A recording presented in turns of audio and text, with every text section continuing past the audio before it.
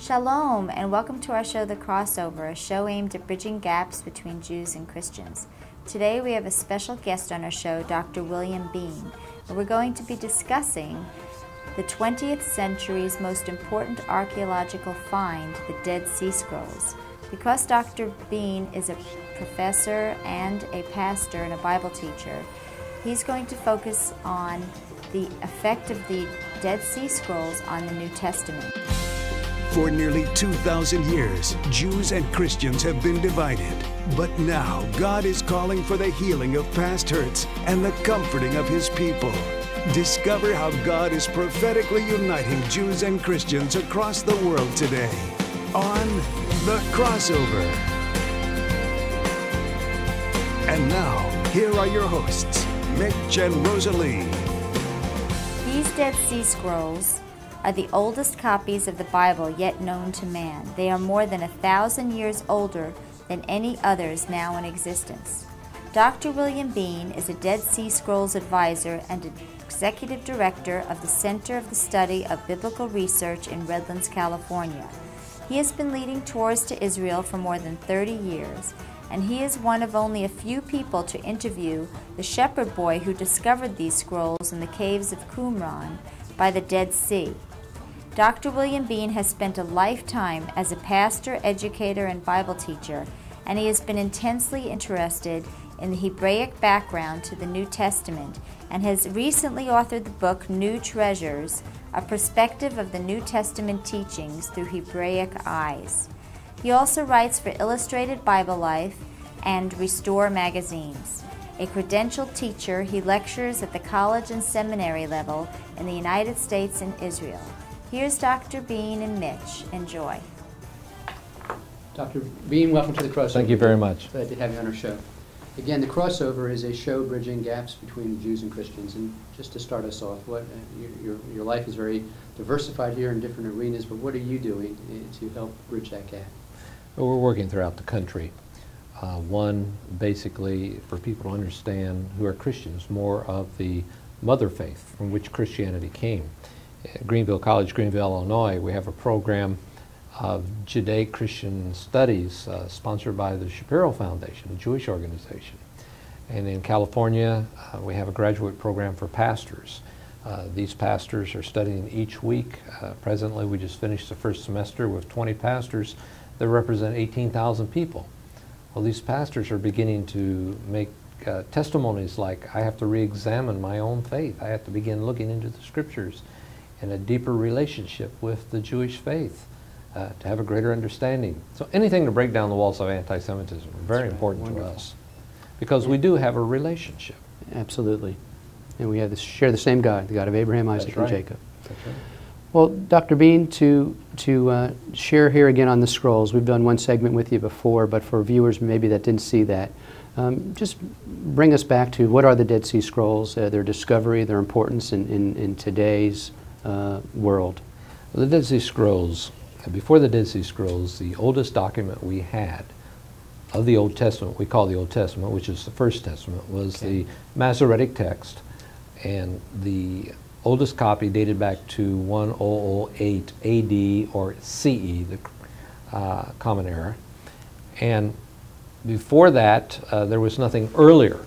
Okay. And now we are catapulted, as I mentioned before, back to 1,200 years earlier, to where we have documents, 90% of the Bible in Hebrew, that we can use to verify the validity of even the First Testament. Wow. Well, that's phenomenal. And from that, what this show is going to do is we want to show the effects that the discovery of the Dead Sea Scrolls have had onto the Second Testament, or the New Testament, as Christians would call it today. And because most of in fact, all of the Dead Sea Scrolls were Old Testament, that's correct, or First Testament discoveries. But you wrote a whole book here called New Treasures, and you must have a lot to say here, because what you're about to share with us is how they've affected the New Testament, which, if I heard you say earlier, there aren't any documents from the New Testament that were discovered back in the Dead Sea Scrolls, etc. Absolutely. However, one of our earliest Bibles from Mount Sinai does have the New Testament. It dates back to about the 4th century, and we have a few codices that have the New Testament. However, what we try to do at the Center for the Study of Biblical Research, one of the other irons in the fire that I have, besides working with the Dead Sea Scrolls Foundation, is New Testament research. But we try to be very, what we call in Christianity, cultural-centric, language-centric, Jesus-centric. Let's go back to the period of time and study from that period of time. What language did these people speak? What were their cultures? What were their customs? And what were their idiomatic phrases? This would be interesting. Yes. Why don't you start us with the cover here, because your cover is interesting in itself. What language is this, and what is this that we're looking at? This is the Bar Kokhba letter. This dates back to the Bar Kokhba revolt in 1936, 1937. It's an interesting find because this is a general letter written in Ivrit, in Hebrew. Not in Aramaic, not in Greek, but in Hebrew. And what's interesting about this particular statement is it has what we call a colloquialism or slang. We say in English, how you doing? Not how are you doing, or excuse me, not excuse me. Young people come up with these colloquials. Even in Israel today, to say goodbye to someone in Hebrew, you'd say lehitrot. Well, the young people would just say trot, bye. And now they say bye-bye. That's actually Hebrew. Okay. Bye-bye. Well, the Bar Kokhba letter, if I might open this book, has this particular Just tell our people for a second who Bar Kokhba was. Oh, Bar Kokhba was the leader of the Second Jewish Revolt after the temple was destroyed in about 136 A.D. And Rabbi Akiva, the great rabbi, claimed that Bar Kokhba, but his name is really Bar Kosba. We found that in this letter. Bar Kokhba was claimed, or he acknowledged that he was the Messiah. So everyone was going to follow him except for the believers in Jesus that went to Petra. Right. Now, in this letter, we find this colloquialism. It actually reads, Shalom me'id ani elai tashmaim. In English, it's peace, shalom. I take heaven, and then it goes as my witness against me. But what's interesting is this third line, Shalom me'id ani alai tashmaim. Originally, it should read Shalom me'id ani alai et hashamayim.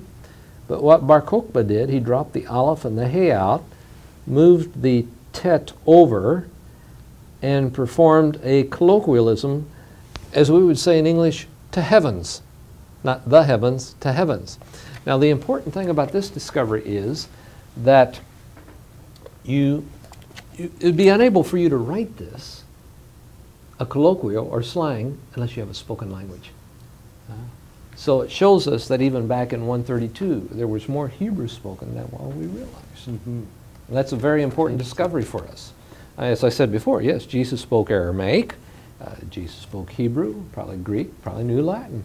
But I think that he taught basically a lot in the Hebrew language. That's the important thing. Aramaic and Hebrew are So sort of from like a Hebrew language, it would be a slang. And Right. in other words, there would be, that's what you're getting That's at correct. here. Hebrew and Aramaic are like Portuguese and Spanish. If you know one, you can sort kinda of get know the through. other. A little bit, not much. And today, the Hebrew you have today, the block letters are actually Aramaic letters to begin with. Okay. And part of our, what we call the Old Testament, and part of the Tanakh, Daniel chapter 7, is written completely in Aramaic.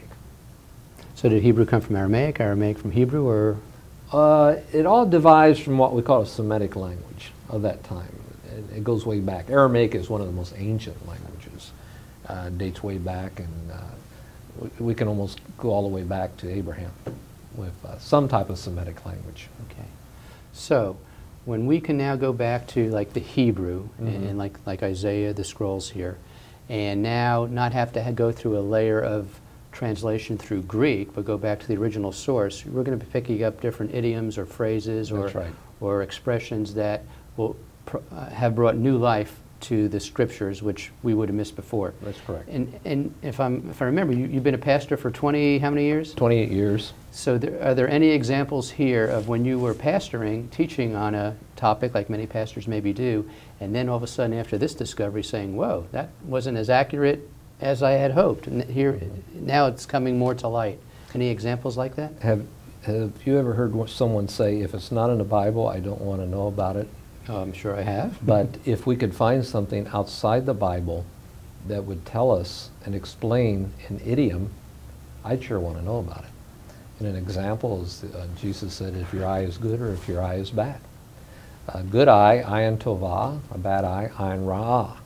They're mentioned in the Tanakh, but they're not interpreted. It actually means if your eye is good, tov, or if your eye is stingy. Basically, even today in modern Hebrew, they say in Israel, this is going to be the week of the National Cancer Drive of Israel, have a good eye, be generous. However, we take it back further than that. We go back to the intertestamental period, the pseudepigrapha, for example, the unknown authors. And in the book of the Testament of the 12 Patriarchs, in the Testament of Benjamin and Issachar, we find the following in regard to this idiomatic phrase of good eye. It basically states there, if your eye is single. Now, the word good is not even in the original Greek eclectic text, so we know it's not good. Even though that's used today, it's partially correct, generosity, if your eye is generous. However, it says, and translated it into English, it says, let your eye be single.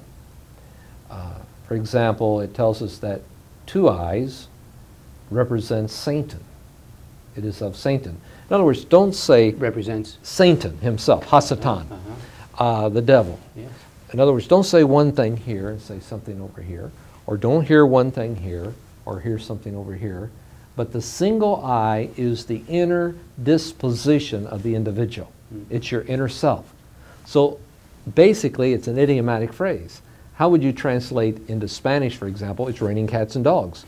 Literally, if you translated it, they go outside and look for the cats and dogs coming down. Right. Well, this is what we're able to do. We're able to take these idiomatic phrases and find them and what Jesus meant by them. And Jesus was saying, if your inner disposition is good, your whole body will be filled with this.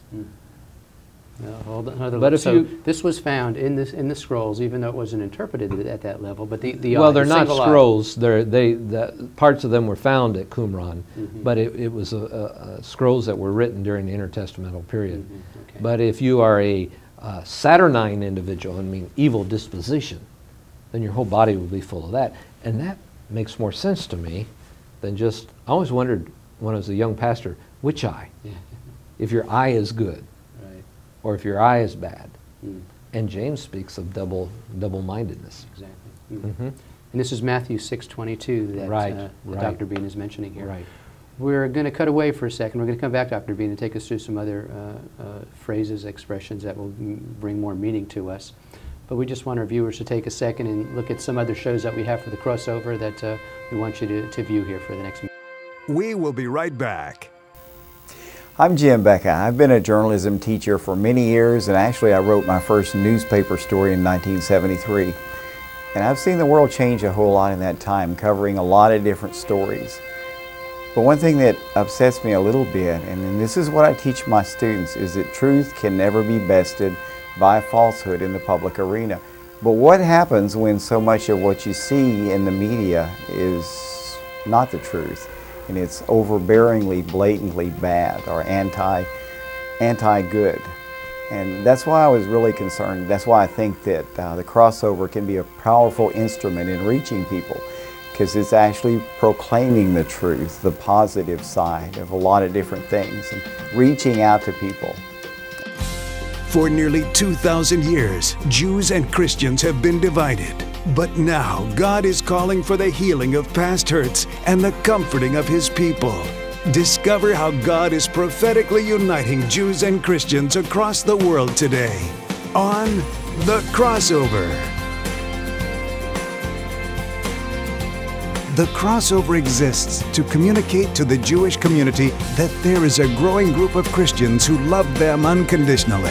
The focus of the Crossover program is to promote a greater understanding of the differences and similarities between Jewish and Christian customs, history, and theology, while encouraging a closer walk with the God of Abraham, Isaac, and Jacob. As a second-generation Holocaust survivor, Rosalie's Jewish heritage includes parents who were protected from the Nazis by Christians. Yet for more than a decade, Mitch and Rosalie searched for meaning in life in the New Age movement. But after returning to their Judeo-Christian roots, they discovered God's purpose for their lives: to rebuild bridges between Christians and Jews. Now through TV, radio, the internet, speaking engagements, the healing room, and print and video resources, they are reuniting Jews and Christians in fulfillment of biblical prophecy. Join Mitch and Rosalie as they tackle tough topics and welcome dynamic guests on The Crossover. They're one of the few organizations that actually understands the background of why Jesus did what he did, because they're from a similar background, and that's what the world really wants at this particular time. For more information on The Crossover and The Crossover Project, contact Rosalie Jerome at 832-287-5057 or visit us on the web at www.thecrossovertv.org. Lord God of Abraham, Isaac and Israel. Welcome back to The Crossover. Welcome back to The Crossover, and we're with Dr. Bean, and we're talking on his book here, The New Treasures and Perspective of the New Testament Teachings Through Hebraic Eyes.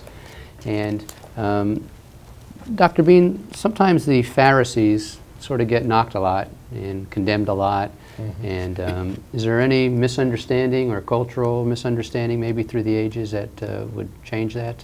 Yes, there were, I'm just trying to find it here in the book, there were 7 orders of the Pharisees in the days of Jesus. Jesus basically, even in his teachings, used a hermeneutical study of Rabbi Hillel. There's the 7 midot of Rabbi Hillel. But also, and what does that mean to our viewers? It's a way of interpretation, like when Jesus uses the phrase, how much more. Okay. This is a hermeneutical interpretation that the Jewish people used. Okay. There were 7 orders of the Pharisees, and these names were given to them by outsiders. Like the Hebrew name Ivrit was given by outsiders. The Christian name Christian was given by outsiders, and outsiders gave these names. There was one Pharisee called the Bloody Nose Pharisee. This Pharisee was worried that he might look upon a woman, so he always walked with his head down. He was so pious, but he would run into a post or run into a wall, and they called him the Bloody Nose Pharisee. But there was also called the Shoulder Pharisee, and in Matthew 23, woe unto you scribes and Pharisees, woe unto you scribes and Pharisees. This was the Shoulder Pharisee. In Hebrew, Shoulder Shechem, or the village of Shechem, that's where they originated from, means those Pharisees that place their burdens upon other people's shoulders. So basically all of Matthew 23 is against this one particular Pharisee. You know, they were basically outside they looked like whited sepulchres, but inside they were old dry bones. But we have to also realize there were people like Nicodemus and Joseph of Arimathea, and these were probably the God-loving Pharisee. That's another order of Pharisee. There was the ever-reckoning Pharisee, or wait a little Pharisee, the shoulder Pharisee, the bleeding Pharisee, the fearful Pharisee. And also what a lot of people don't realize is during the days of Jesus there were 2 schools of thought. There was the school of Hillel and the school of Shammai. So what we try to do in our work is acquaint pastors, especially, and laity, in the background from whence the New Testament came. And with that, let's look at, let's go back here to Psalm 22 as a very strong example. Viewers really listen to this, because this is a very well-known psalm in churches, and King David, I believe, is the author here, and this goes back about 1,000 years, I believe, before Jesus was on the earth. And this is a psalm that, for people who don't know, really talks about his crucifixion. Now, but a lot of the rabbinical Jewish rabbis do not seem to hold that view here. And why don't you share with us what you've learned from the scrolls that have been discovered and studied, and how do they now bring to light Psalm 22 and like you've been showing us before? I feel that Jesus preached one of the greatest sermons from the cross. He used a form of what we call remez, which means to allude or refer back, to make an inference back to a particular passage. He did this all through his teaching, and when he said Eli Eli lama sabachthani, or azabnati is the way it is in Psalm 22 in Ivrit, he was just alluding the people back to this total psalm. Now, is that the first line that you were just yes, reading in my God, why have you forsaken me? Right. And that language you just said it was in Hebrew. Okay. If it had been in Aramaic, it'd be Eloi, Eloi, and in Aramaic that only means God, does not mean Eliyahu, Elijah. So we feel that possibly he was at the cross was speaking Hebrew. But I'm not an advocate of that. However, in Psalm 22, verse 16, and in verse 17 in the Masoretic text, there has been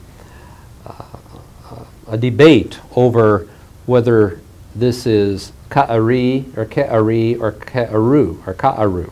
Ke'ari or Ka'aru. The same root word in both, but Ke'ari actually means Ke, like, Ari, lion. Ka'aru actually is a verb. It's a hiphil verb. It means to dig into. And the difference between the three consonants is the last consonant. Is it a yud? You know, a yud is a very small letter, or is it a vav? Okay. And isn't a yud the smallest letter, Hebrew letter? The smallest in the Hebrew alphabet. And so, does it mean? As a matter of fact, you can open up an interlinear Bible with Hebrew and Greek that we use in Christianity. And it has English and Hebrew and Greek in English. And it says Ke'ari, like a lion, in Hebrew, but underneath it says pierce. It's really misleading to Christian ministers. Okay. Yes. So what is it? Well, the Septuagint says that my hands are pierced. But again, when we look at the form here, people don't trust this version or the ancient versions that come forth or from so forth. So there's been a debate between Christianity and Judaism. I don't want to go into that, but I usually go with text, how the text is read. I don't think it takes away from either faith. I just think that we need to understand a little bit more about this. Now, at should we read the text for our viewers here so they can hear what we're talking about, right? This is an extremely well-known verse. This is Psalm 22, verse 16. For dogs have compassed me, the assembly of the wicked have enclosed me. They pierced my hands and my feet. And then the next verse, I may tell all my bones, they look and stare upon me. That's correct. So the controversy here is that word pierced, if I'm understanding you correctly. That's right. Some of the the rabbis are saying, well, it doesn't mean pierced, it means lion. But the actual source, when you went back to the Hebrew here, you discovered it means pierced, or what was the other word you used? Or to dig into. We discovered at Nahal, which is wadi in Arabic, wadi, Nahal in Hebrew, Nahal Hever, H-E-V-E-R. Psalms, it's listed as 5. We found this particular fragment with Psalm 22. And if you look at it carefully, this is the only copy. It took me 6 months. It's mentioned in our Dead Sea Scrolls Bible, but I had to write to Israel, and one of our scholars had to send it to me, and I just received it the other day. It was discovered just a few years ago, but this is Psalm 22, and if you look carefully here, scholars have to look under a microscope basically to see this, but we have here Karu. The aleph wasn't used. They didn't use the aleph in that way. So you'll notice right here, this is a vav. It's not a yud. It's the full length of the resh. Karu yadai. Hands. So basically it reads Karu. Well, if it's Karu or Ka'aru, it means, again, it's a hiphil verb, and it means they have dug into and pierced. And you said this was a more recent discovery from this, meaning how many? Well, when we say recent, maybe within the last 10 years or so. So I think I read that you have 65 scholars that actually are able to get to these scrolls and study and do this analytical research. 65 scholars were working on putting everything together. They had a 2-year period to put everything together. And this just surfaced recently. Oh yes, what's happening with a lot of these fragments, first of all, is we were unable to read them, and now all of a sudden they're coming alive. Yes. And we're finding these different phrases and the exact wording and so forth like that. So Dr. Bean, you think we can just rip out the middle page here, which separates the First Testament from the Second Testament, and just call it one book? Well, we should call it one Bible. The Jewish people don't agree with the Christian people that the New Testament is a canon Bible. However, when you say New Testament in Hebrew, it's Berit HaKadashah. It actually means a renewal of. And what it comes down to basically is this. We both believe in the same God. We both believe that there's a Messiah to come. They're looking for a Messiah differently than Christianity is looking for a Messiah. But we have to look at the fact and have people realize that Christianity developed out of Judaism. And the beginnings of Christianity even started before Jesus came into the world. It started back in the intertestamental period, to where eschatology was being studied, end times. The Essenes, who were Jewish, were studying a lot about end times. Really? And the New Testament writers, Christianity is an eschatological religion. So I think what has happened over the years is that the church has lost some of its contact from the culture and the language. And what we need to do is go back, not that we have to change or anything like that, but to understand more about where we came from. Well, what I sense you're doing, Dr. Bean, is bringing us more from analytical to relationship building with our God. Right. And bringing the religions together. Just like you said, there is only one God. Well, we unfortunately are out of time, but we sure appreciate you bringing the actual, here's the scrolls on the parchment and all the knowledge that you have, and hopefully we've done enough justice that people will be able to pick your book up and really get into it in depth and get more knowledge. We appreciate you coming. Thank you for spending time. And now back to Rosalie. We hope that you enjoyed today's program, and for those of you who would like more information about the Dead Sea Scrolls, you can contact Dr. William Bean at www.csbr.net. We hope you'll tune into the crossover next week. Shalom. Join Mitch and Rosalie as they reach an ever-growing worldwide audience through the crossover. We invite you to become a crossover partner right now by calling the number on your screen. For your monthly gift of $30 or more, you will receive the Crossover Partnership Pack, which includes a DVD of today's program, a personal greeting and prayer message from Mitch and Rosalie, more information about the Crossover Project. As you continue to support the Crossover each month, you will receive a new Crossover DVD, a monthly ministry report, and your name will be added to the Healing Room.